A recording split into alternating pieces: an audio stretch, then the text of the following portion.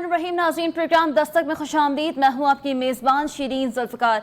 नाज़रीन, कहा जाता है क़यादत की सिर्फ विजन और सलाहियत होती है। शायद यही वो क़यादत है जिसकी वजह से अवाम ने तब्दीली को चुना है। जी हाँ, तब्दीली तो अवाम को नज़र आ रही है। डॉलर महंगा हो रहा है, तब्दीली है। पेट्रोल महंगा हो रहा है, तब्दीली है।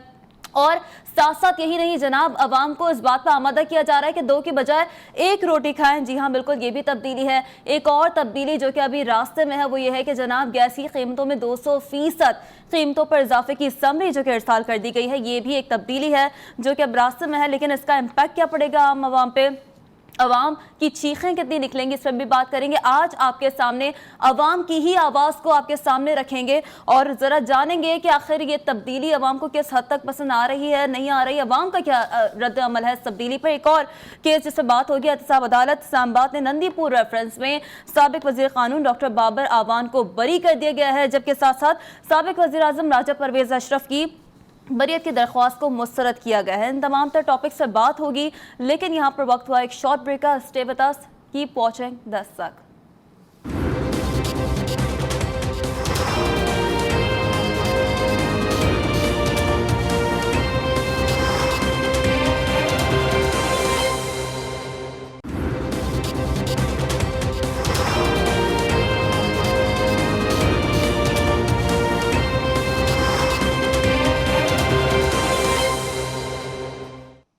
वेलकम बैक नाज़रीन। जिस तरीके से ब्रेक से पहले हम बात कर रहे थे, कुछ तब्दीलियां जो कि तब्दीली सरकार की जान से मुतारिफ करवा दी गई हैं, जिसमें आवाम का कुछ मिला जुला रुझान भी देखने में आया है। आफ्टर ऑल अगर बजट के बाद बात की जाए तो यकीनन आवाम काफ़ी मायूस नजर आते हैं, काफ़ी गुस्सा भी आवाम में पाया जाता है। आज का प्रोग्राम हमने इसी हवाले से रखा था कि हम आवाम की राय आप तक पहुँचा सकें। इस वक्त हमारे नुमाइंदे भी मौजूद हैं, आसिफ ख्वाजा हमारे साथ, तो उनसे बात करेंगे, उनसे ज़रा जानेंगे कि आवाम इस हवाले से क्या राय रखते हैं। आसिफ अली ख्वाजा, बताइएगा आप इस वक्त कहां मौजूद हैं और आवाम की क्या राय है इस तब्दीली के बारे में। आसिफ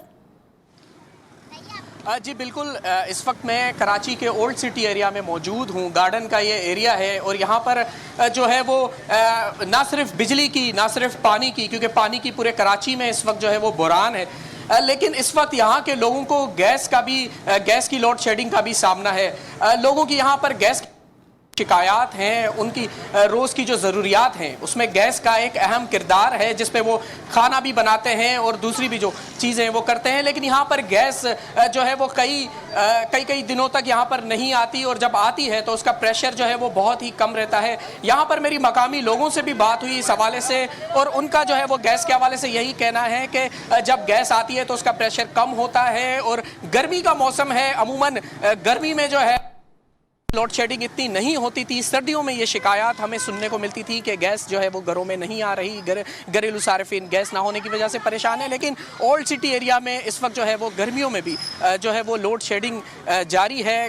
कराची में इसी तरह जो है वो शहरी परेशान है। जब हम यहाँ पर लिए आए, हमने इनसे बात की, मकामी लोगों से, तो इन्होंने हमसे बात भी की और अपने बिल्स भी जो है वो यहाँ पर लेकर आए हैं। कुछ मकामी लोग मेरे साथ यहाँ पर मौजूद हैं, उनसे जानते हैं। मुझे बताइएगा, गर्मी का मौसम है, लोड शेडिंग गैस के हवाले से बहुत ज़्यादा है, क्या कहेंगे इस हवाले से? बहुत ज़्यादा परेशानी है, प्रेशर बहुत कम है, बाहर से खाना लाना पड़ जाता है। बच्चे तो आजकल स्कूल नहीं जा रहे खैर, लेकिन बहुत ज़्यादा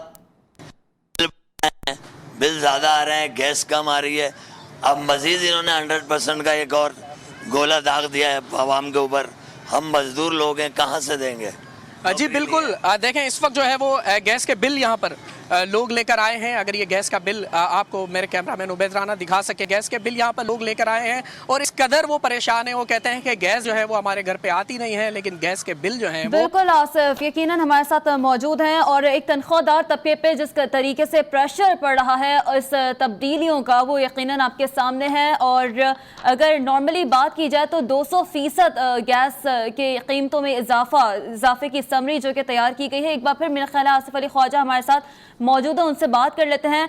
आसिफ, बताइएगा, आप चूंकि बिल्स भी दिखा रहे हैं, वो बिल्स भी अपने साथ लाए हैं, कितना इजाफा बिल्स में देखने में आ रहा है पिछले साल की निस्बत? आसिफ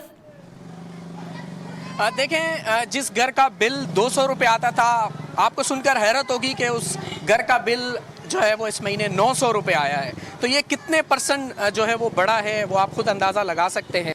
और इसी हवाले से लोगों के दिलों में जो डर है वो यही डर है कि बिजली के रेट बढ़ गए थे, अभी भी बढ़ रहे हैं और आगे भी सुनने में आ रहा है कि बढ़ जाएंगे। पानी का बहरान जिस तरह से कराची में शिद्दत इख्तियार करता जा रहा है, गैस बुनियादी सहूलियात में से एक सहूलत है जो आवाम जिससे जो है वो फ़ायदा हासिल करती है। तो गैस के बिल भी अगर पिछले महीने अगर 200 अच्छा, आसिफ ख्वाजा हमारे साथ ही मौजूद रहेगा। इस वक्त एमएनए हैं आलमगीर खान साहब, उन्होंने भी हमें ज्वाइन किया है पीटीआई से। आलमगीर खान साहब, बहुत शुक्रिया सर आपके वक्त का। सर, हालात कुछ संभलते हुए नजर नहीं आ रहे। अवाम दिन ब दिन अवाम की शिकायत तब्दीली से बढ़ती जा रही है। सर, गैस की कीमतों में भी इजाफे की समरी तैयार की गई है।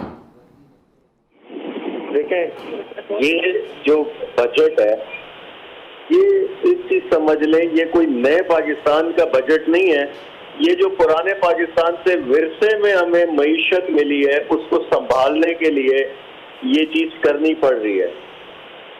ये जो टैक्सेस आपको नजर आ रहे हैं ये मजबूरी है। मुझे बताएं कि आपकी आमदनी कोई 4000 अरब है, जिसमें से 2000 अरब आपने जो है वो सूद अदा करना है, जो कर्जे लिए 96 अरब डॉलर कर्जे लिए पिछले 5 साल में, उस पर सूद देना है हमें। हर एक दिन का 6 अरब रुपए का कर्जा है, बच जाते हैं 2000 अरब रुपए।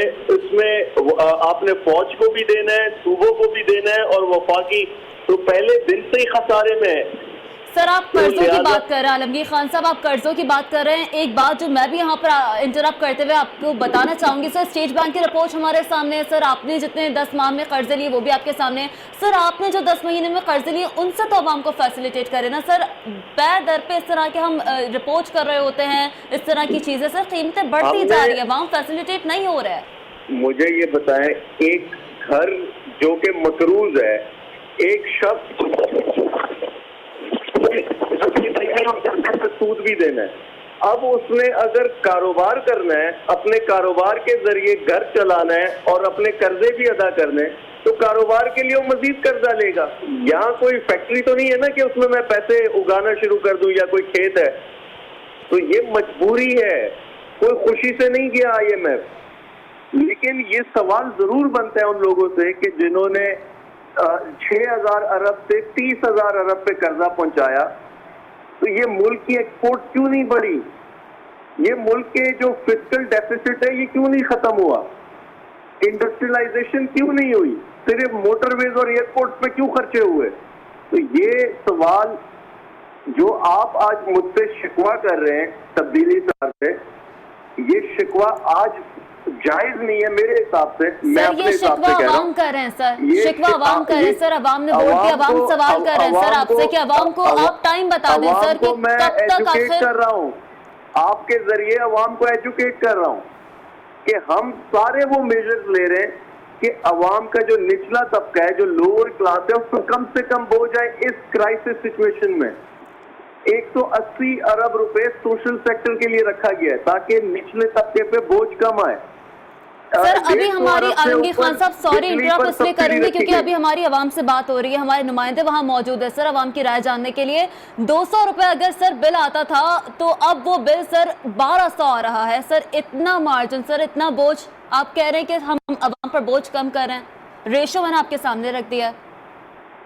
देखिए, मैं वाजे कर दूं, ये मुश्किल हालात है। जब आप रिफॉर्म्स करते हैं और आपको नजर आ रहा है कि कोई घर पे नहीं बैठा हुआ, ना कोई बाहर के दौरे कर रहा है, ना कोई अयाशी कर रहा है, मेजर्स लिए जा रहे हैं, रिफॉर्म्स किए जा रहे हैं, ये तकलीफ का वक्त है, बिल्कुल हम मानते हैं। लेकिन मैं सिर्फ ये वाजे करना चाह रहा हूँ कि जिम्मेदार कौन है इस तकालीफ का? जिम्मेदार वो है जिन्होंने 30,000 अरब के कर्जे लिए और मुल्क की एक्सपोर्ट को फायदा नहीं दिया, मईशत को फायदा नहीं दिया, बल्कि उनके अपने जाती अखराजात बढ़ रहे थे।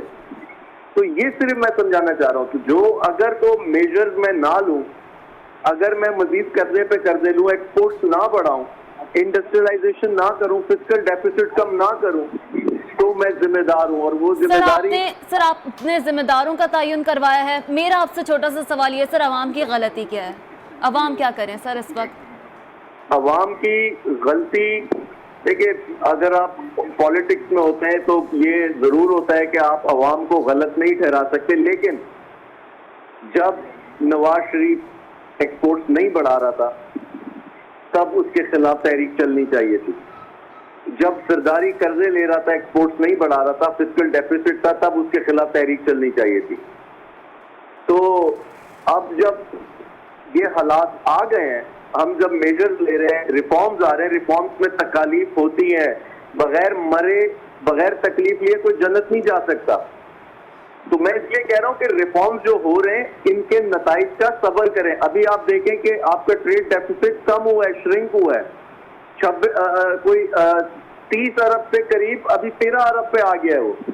तो मेजर्स के फायदे भी हो रहे हैं, लेकिन थोड़ा सा ये वक्त गुजारना पड़ेगा। सर कितना थोड़ा वक्त है सर? और ये वक्त सिर्फ अवाम नहीं, प्राइम मिनिस्टर टेंटेटिव टाइम बता दें sir, tentative time. Prime minister साहब ने खुद से शुरुआत की है। आज वो अपने घर की फेंसिंग, अपने घर के इखराजात, अपने घर के बाहर जो रोड है अपनी जेब से बनवा रहे हैं। जो प्राइम मिनिस्टर हाउस का खर्चा है 34 करोड़ रुपए बचत हुई है उसमें।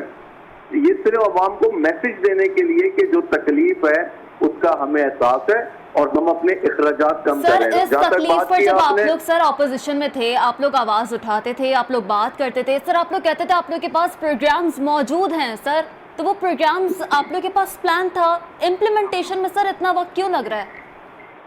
जब हमने हुकूमत संभाली 1 महीने के रिजर्व भी नहीं बचे थे। इन्होंने जो डॉलर को मसनूई तौर पे खड़ा किया था, रिजर्व से पैसे निकाल के डॉलर खरीद के मार्केट में फेंक रहे थे, इसीलिए तो डॉलर को स्टेबल किया हुआ था इन्होंने मसनूई तरीके से, और पीछे जो है रिजर्व कुछ नहीं थे।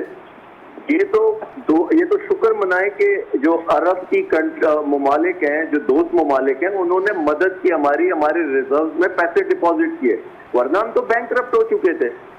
हम बैंकरप्ट होते तो सैंक्शंस लगती, फिर आप वो तुर्की वाले हालात होते जो अर्दोगान से पहले 2002-3 में थे। और तुर्की एक बेहतरीन मिसाल है कि वो क्राइसिस से निकले, रिफॉर्म्स लिए, मुश्किल हालात फेस किए उन्होंने। और इस क्राइसिस का हल सिर्फ ये है, जब तक एक्सपोर्ट्स नहीं बढ़ेंगी तब तक हल नहीं आएगा। और अनकरीब इंशाल्लाह टाइम लगेगा, लेकिन मेजर्स लिए जा रहे हैं, रिफॉर्म्स किए जा रहे हैं और मुश्किल मेजर्स लिए जा रहे हैं। ठीक है सर, कितना टाइम लग सकता है इसमें?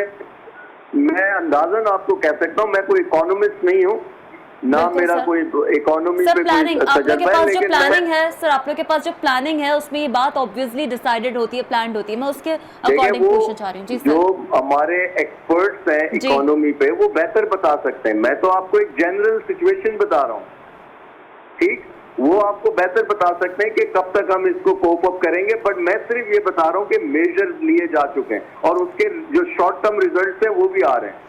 अच्छा सर, इन मेजर्स में आगे भी हम मजीद इजाफा एक्सपेक्ट कर रहे हैं, इस इजाफे के बाद भी? क्योंकि आप लोगों ने कहा था कि 1 साल में मजीद कीमतें बढ़ने के इम्कानात हैं। मार्च के बाद सर ये 5-6 टाइम सर ये इजाफा हुआ है, मजीद इजाफा कितना हम आगे देख रहे हैं सर? मैम, इस पे मैं कोई कमेंट नहीं कर सकता, मुझे कोई इसके जो मेरी कोई एक्सपर्टीज नहीं है इस पर। ठीक है, ठीक है, सही, ठीक है, बहुत शुक्रिया। मैंने पीटीआई हमारे साथ आलमगीर खान साथ मौजूद थे और इस हवाले से यकीनन बात करने का पर्पस ही यही था कि उनका मौक़िफ़ जानना कि आखिर ये मलबा जो अवाम पर डाला जा रहा है कितना बर्दाश्त करेगी अवाम। सोचने की बात है, हैरत की बात है। एक बार फिर आसिफ ख्वाजा का रुख करेंगे, नुमाइंदा हमारे साथ मौजूद हैं अवाम के दरमियान। जी आसिफ, बताइएगा कितना रेशो पर हम बात कर रहे थे, आप हमें अपडेट भी कर रहे थे इस सिलसिले में, कितना फ़र्क आया है पिछले कुछ महीनों की निस्बतन? बिल्कुल शीरी, देखें इस वक्त जो MNS साहब एक बात कर रहे थे वो किताबों की हद तक तो बिल्कुल ठीक है, लेकिन एक सवाल उनसे भी है कि उन्होंने कराची की आवाम के गैस के मसले मसाइल के हवाले से कभी आवाज़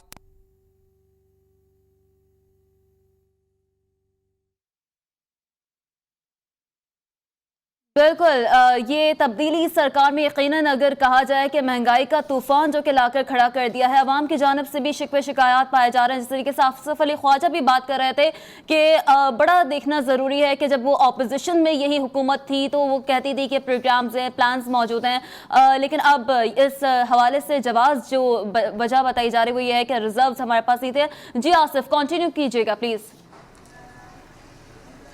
जी बिल्कुल। तो ग्रास लेवल पर शहरियों के बीच मौजूद हूं। देखें, गैस ना आने से या गैस के बिल ज्यादा आने से आवाम के दो नुकसान होते हैं। एक तो गैस ना आए तो आपको बाहर से खाना खरीदना पड़ता है, वो ऑलरेडी जो है वो आपकी जेब पर एक वजन पड़ता है। मेरे साथ एक और भी शहरी मौजूद हैं, बुजुर्ग हैं, पूरे घर का खर्चा चलाते हैं, बेहतर तरीके से बता सकते हैं। मुझे बताइएगा कि गैस अगर ना आए तो आप उसका क्या फिर अल्टरनेट करते हैं, क्या उसके आप? बात है जो जैसा कि आपने बताया कि होटल से या किसी भी जराए से जो है फिर ये परेशानी है। बहरहाल जो बात है, परेशानी इतनी है, रमज़ानों में इतनी गैस लोड शेडिंग हो गई थी कि कुछ पूछा नहीं जाए। उनके पास जाओ तो बोलते तुम्हारी गैस लाइन ख़राब होगी, तो वहाँ से ये खराबी है, वो खराबी है। अभी बीच में मैंने पैसे लगाए इसके अंदर, फिर कराया, फिर भी 800-900 1000 1200 रुपये का बिल आता रहता है। बिल्कुल। शहरी मेरे साथ मौजूद हैं यहाँ पर, और भी बहुत सारे अपने घरों के अखराजात वही चलाते हैं, और उनका ये कहना है कि गैस जब नहीं आती तो हमें बाहर से खाना लेना पड़ता है, जिससे हमारी जेब पर बड़ा असर पड़ता है। क्योंकि आजकल महंगाई वैसे भी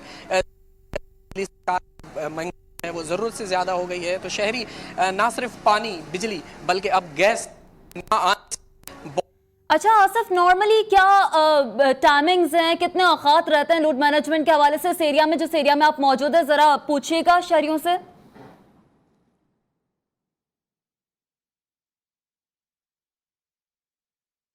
ठीक है, आसिफ अली ख्वाजा से भी एक बार फिर राबता करने की कोशिश करेंगे। तो जिस तरीके से नाजरीन आपने गुफ्तगू भी मुलाज़ा फरमाई अवाम की जानिब से, जो रद्द-ए-अमल सामने, एक बार फिर आसिफ ख्वाजा मौजूद है। आसिफ बताइएगा, लोड मैनेजमेंट के हवाले से मैं पूछना चाह रही थी, वहाँ के शहरियों का क्या कहना है, कौन से औकात हैं और किन औकात में जो है वो देखी जा रही है वो ज़्यादातर?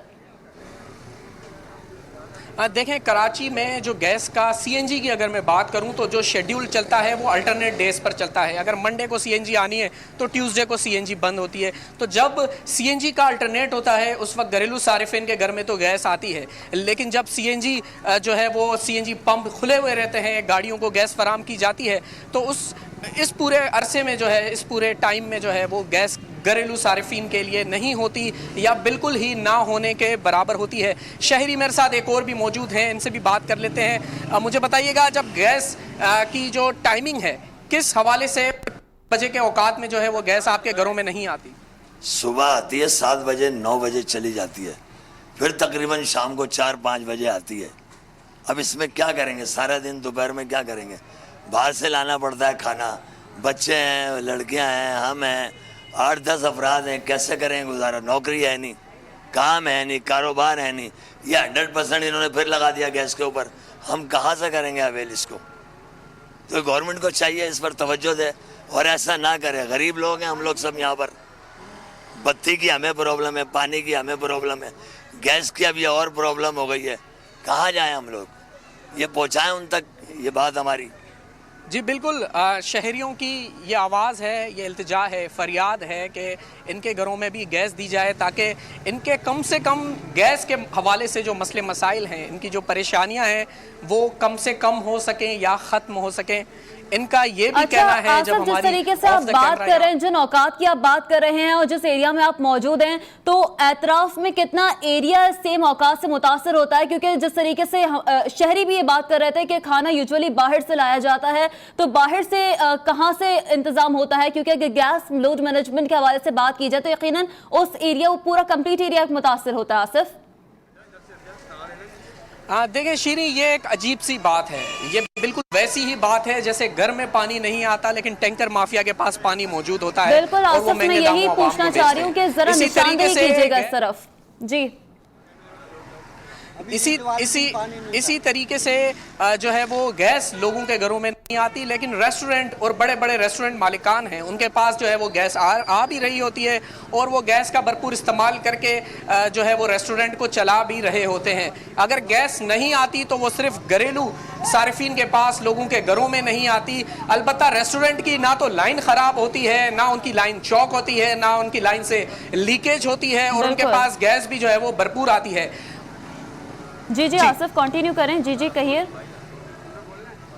जी, तो सीएनजी जो है वो खुला हुआ हो, सीएनजी पंप्स ओपन हो, उसके बावजूद भी रेस्टोरेंट एक ऐसा एरिया है कराची का जहां पर गैस जो है वो भरपूर तरीके से आती है और शहरी मजबूरन वहां से जो है वो खाना खरीदते हैं और खाते हैं, क्योंकि खाना ज़रूरत ज़िंदगी है। ऐसा तो हो नहीं सकता कि खाना ना खाएं, तो शहरी जो है वो वहाँ पर खाना ख़रीदने के लिए जाते हैं रेस्टोरेंट में, और इसी तरीके से इनका सिलसिला चलता रहता है। जो बजट इनका महीने का 15,000 रुपये है, वो ऑटोमेटिकली गैस की बंदिश के बायस जो है वो 20,000 तक हो जाता है, 22,000 तक हो जाता है, और यही परेशानी दिन ब दिन बढ़ती जा रही है। दिन ब दिन बढ़ती जा रही है, अवामी मसाइल हैं आसिफ, दिन ब दिन बढ़ते जा रहे हैं, और साथ साथ यकीनी तौर पर बजट है जो कि अगर बात की जाए स्पेशली तनख्वाहदार तबके पर, ज़्यादा से ज़्यादा अगर बात की जाए, जो कि इस वक्त इस बजट के बाद जो मुतासर हो रहा है तबका, वो कि तनख्वाहदार तबका है। नाज़रीन, यहाँ प्रोग्राम में वक्त हुआ है एक ब्रेक का। ब्रेक के बाद हाजिर होंगे एक और इम्पोर्टेंट आज के केस के साथ, जिसमें एहतसाब अदालत ने जो है वो नंदीपुर रेफरेंस में साबिक वजीर कानून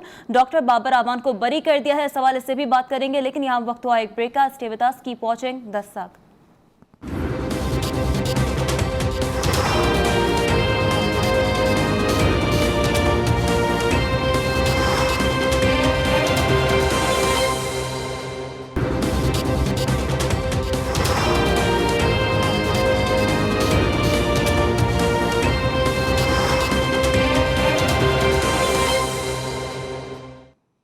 वेलकम बैक नाज़रीन। एहतसाब अदालत इस्लामाबाद की जानिब से एक और फैसला जो कि आज सामने आया है। नंदीपुर रेफरेंस में साबिक वजीर कानून डॉक्टर बाबर अवान को बरी कर दिया गया है, जबकि साबिक वज़ीर आज़म राजा परवेज़ अशरफ की बरियत की दरख्वास्त मुस्तरद कर दी गई है। मापारा बुखारी हमारी नुमाइंदा हमारे साथ मौजूद है, उनसे बात करेंगे, जानेंगे।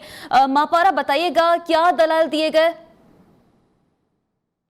ठीक है, मापारा से भी राबता करने की कोशिश करेंगे, लेकिन इस हवाले से भी आपको बताएं। और इस सिलसिले में जब आज chairman people's party Bilawal Bhutto Zardari साहब से भी जब ये सहाफ़ी की जानिब से सवाल किया गया, तो उन्होंने इस पर क्या कमेंट किया, पहले आपको सुनवाते हैं। अख्तर मेंगल बार बार मिसिंग पर्सन्स के हवाले से बात कर रहे हैं कि मिसिंग पर्सन, और आप as a chairman of the standing committee of human rights, आप क्या कहेंगे इस हवाले से? मैं तो बार बार इस पर कहा हूँ, मैं अपना स्टैंडिंग कमेटी में भी कहा हूँ, अपना स्टैंडिंग कमेटी रिपोर्ट्स का मिनट्स निकाल के देखते हैं। नंदीपुर के प्रोजेक्ट में बाबर अवान को बरी करके परवेज़ अशरफ साहब के खिलाफ केस जारी है, तो क्या कहेंगे? फिर तो वही पैगाम है कि या PTI में जाए या जेल में जाए, या PTI में जाए या जेल में जाए। Chairman people's party Bilawal Bhutto Zardari साहब ने सहाफ़ी के सवाल पर अपना ये जवाब दिया है। बहरहाल मापारा बुखारी हमारी नुमाइंदा साथ मौजूद हैं, उनसे बात कर लेते हैं। मापारा बुखारी, बताइएगा क्या दलाल दिए गए? जी देखिए, जो बाबर अवान है, इन पर लगभग 3-4 साल से केस जारी था, लेकिन ये नैब जो एक्टिव हुआ है 2017 में आके नैब एक्टिव हुआ है, और बाबर अवान पर जो केस बनाया गया था, नंदीपुर एक प्लेस है जहाँ पे पावर प्रोजेक्ट लगाया जाना था, जिस पर ये भी इल्ज़ाम है जो इनके साथ मुल्ज़मान थे। 7 मुल्ज़मान हैं जिन पर ये इल्ज़ाम है। राजा परवेज़ अशरफ जो कि प्राइम मिनिस्टर थे उस टाइम पे, तो ये था कि जो इन्होंने ताकीद की है उसकी वजह से जो कौमी खजाना है इसको 27 अरब रुपए का नुकसान पहुंचा, जबकि 425 मेगावाट जो बिजली थी वो इससे पैदा होनी थी।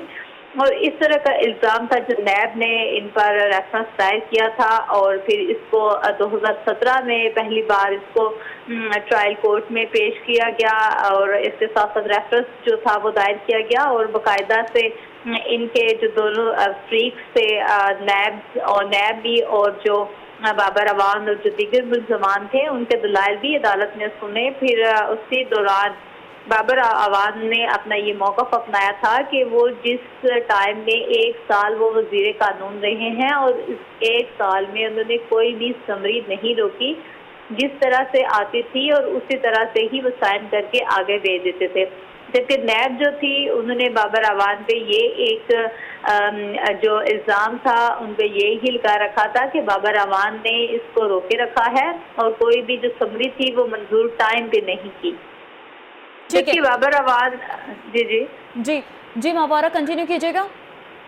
जबकि बाबर अवान की तरफ से यही था, अदालत को उन्होंने जो कि बार बार आगाज़ किया कि ये जो मेरे टाइम में जो समरीज थी, ये मैंने कोई भी ऐसी समरी नहीं जो मैंने टाइम पे साइन ना की हो, मैं अपने टाइम पे ही साइन करता था, लेकिन जो मुझे आती थी या जिन्होंने भेजी थी या इसके बाद जहाँ पे आगे मैंने भेजी है, ये आप उनसे भी सवालात करें और मुझे इसमें किसी भी किस्म का कोई भी शुबा नहीं कि मैंने ऐसा काम ना किया हो।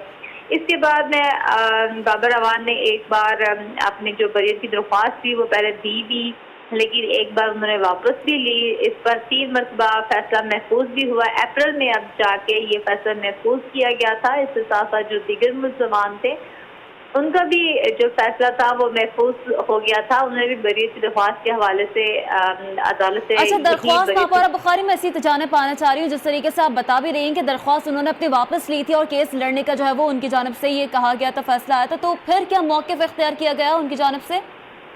जी, पहले उन्होंने यही कहा था कि मुझे ये दरख्वास्त वापस लेनी है और मुझे बाकायदा से इस ट्रायल का आगाज़ करना है, ताकि मैं चाहता हूँ कि नैब मेरे खिलाफ जो भी सबूत हैं वो लेके आए और मैं इसको लड़ूंगा।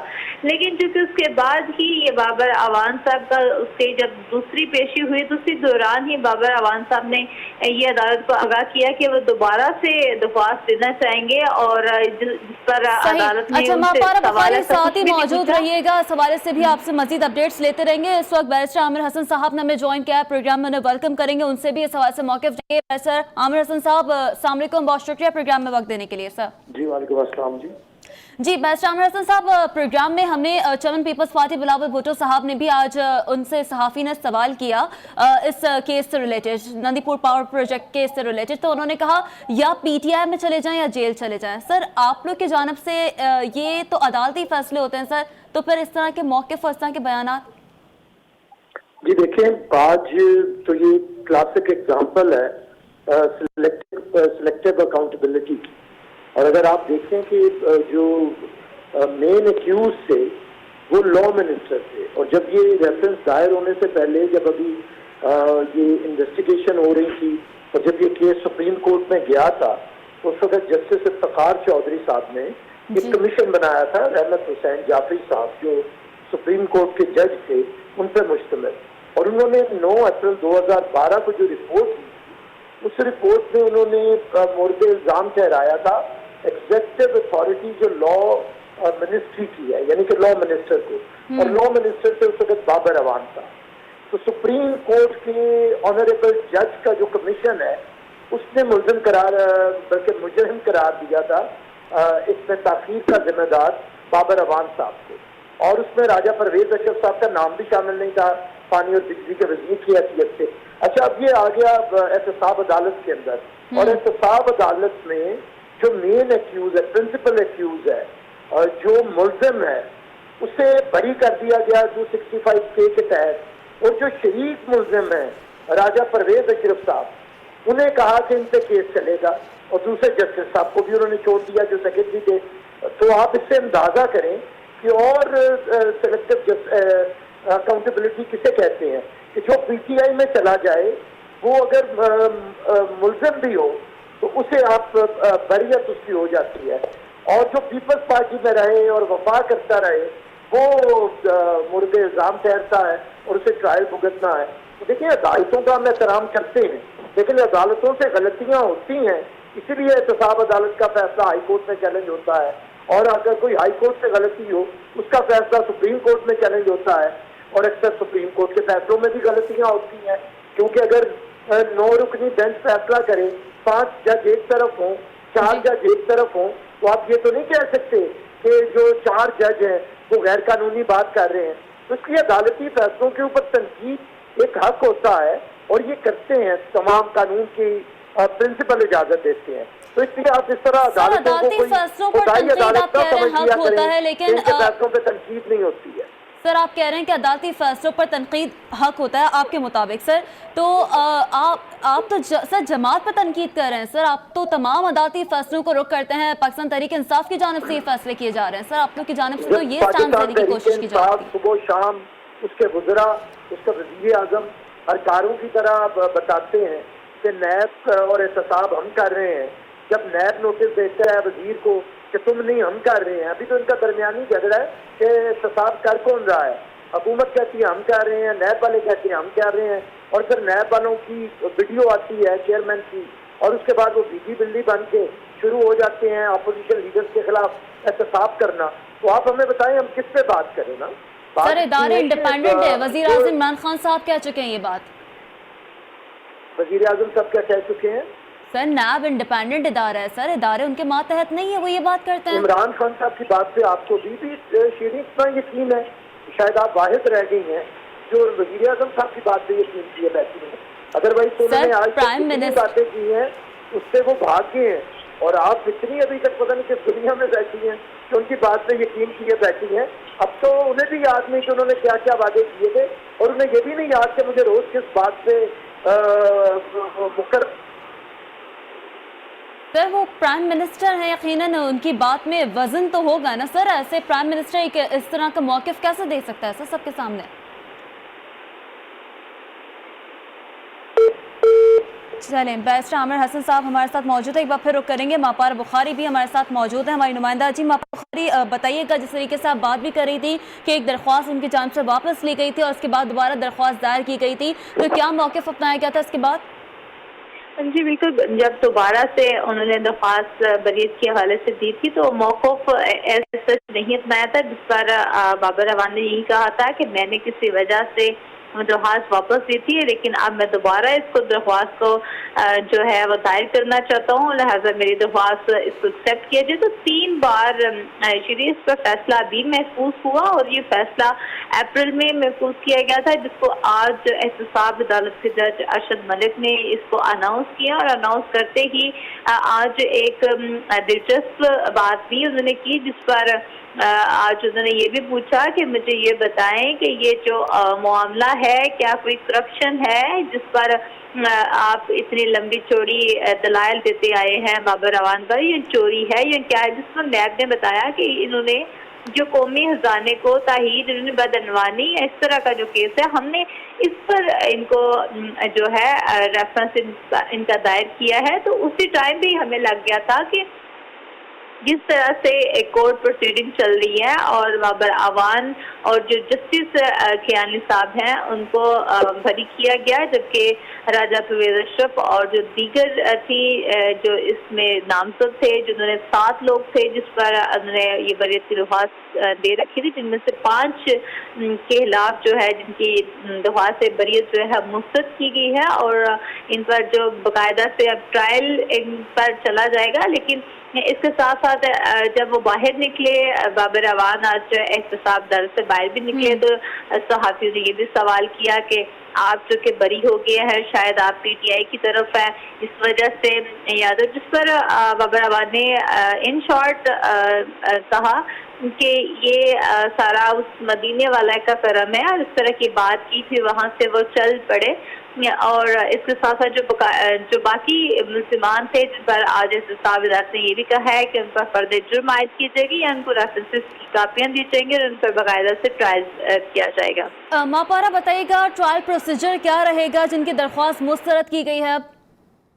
जी देखिए, अभी ये कोर्ट का तहरीरी फैसला जो ही सामने आएगा अब उसमें ये भी आज पता चलेगा कि आखिर जो तहरीरी फैसला है उसमें क्या आता है कि जज ने जो उनकी दरख्वास्त मुस्तरद की है वो जो जजमेंट उसके सामने आएगी फिर उसके अकॉर्डिंग ही पता चलेगा। और नैब इस पर अब क्या दलाइल लगी, क्योंकि नैब ने भी आज ये खुद एक्सेप्ट किया है जब जज साहब ये पूछ रहे थे ड्यूरिंग दलाइल कि इन पर क्या कोई करप्शन है या इस तरह की है, जिस पर नैब ने ये आज अयान किया अदालत में कि इन पर कोई किसी किस्म की करप्शन नहीं है, ना ही चोरी के इल्ज़ाम है, ये बदअनवानी का एक केस है जिस पर यही है कि इन्होंने जो 27 अरब रुपए का जो नुकसान पहुंचाया है कौमी खजाने को, ये उसने इन पर जो ट्रायल है वो चलना चाहिए और इन्वेस्टिगेशन होनी चाहिए, जिस पर जज ने आज जज अरशद मलिक जो है एहतसाब अदालत के जज, उनका यही कहना था जब उन्होंने